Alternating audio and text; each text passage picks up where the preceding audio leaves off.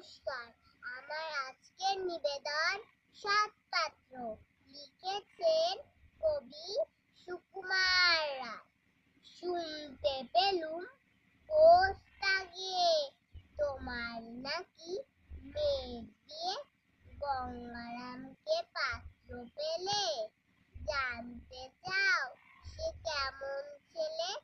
মন্দ নয় সে পাত্র ভালো, রং যদিও বেজায় কালো। তার উপরে মুখের গঠন অনেকটা ঠিক প্যাঁচার মতন।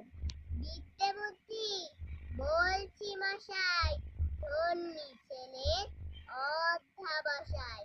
19টি বার ম্যাট্রিকে সে ঘায়েল হয়ে থামলো শেষে।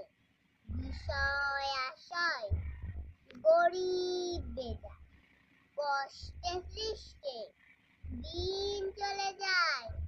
মানুষ তো নয় ভাইগুলো তার, একটা পাগল একটা গোয়ার।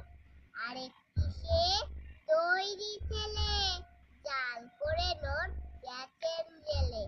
কনিষ্ঠটি তবলা বাজায়, যাত্রা দলে 5 টাকা পায়। গঙ্গারাম তো কেবল ভোগে তিলের জ্বর আর পান্নুর।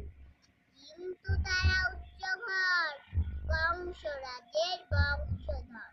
শ্যামলাহিড়ি বনগ্রামের কি যেন হয় পান্ডুরাজ। যা হোক, এবার